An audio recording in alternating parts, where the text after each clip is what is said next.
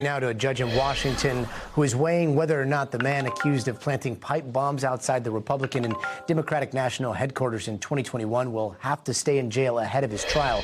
Remember, Brian Cole is accused of planting these explosives at the Republican and Democratic National headquarters the night before rioters swarmed the Capitol building on January 6th.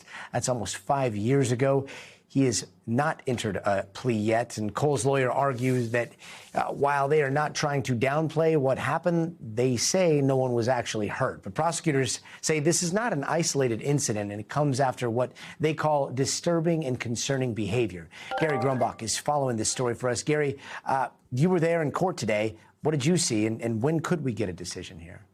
So typically, a judge has to consider several things when deciding whether or not an individual is detained pending trial. One of those is risk of flight. One of those is past criminal history. And another one is the seriousness of the charges against him. In this particular case, the defense attorney for Brian Cole said he has no criminal history whatsoever. They say he's not a threat to the community. He has had the same job for the past several years, even after this incident in 2021, and that he actually performs the same duties every day. He wakes up, he walks his dog, he goes to get pizza for lunch, and he goes to work at his family bail bonds business. Now, the government has a very different side of the story here. They think he is an absolute threat to the community because when they arrested him on December 4th of this year, they found the same bomb-making material in his home and in his vehicle that he used on January 5th to allegedly place those pipe bombs. So we expect a decision from this judge within the next 24 hours as to whether or not Brian Cole will spend the next several months in jail as he awaits trial. And there's somewhat of an ongoing legal debate happening in this case as well, related to the indictment, right?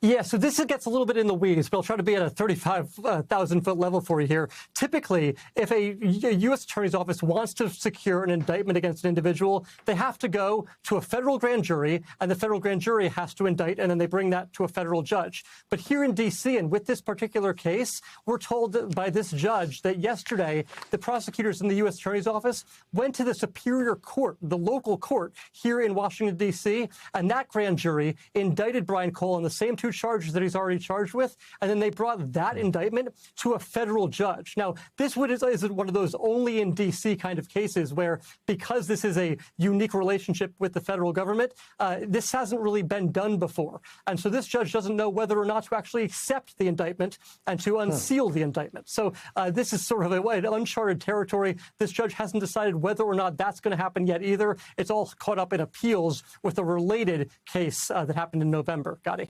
We thank you for watching, and remember, stay updated on breaking news and top stories on the NBC News app or watch live on our YouTube channel.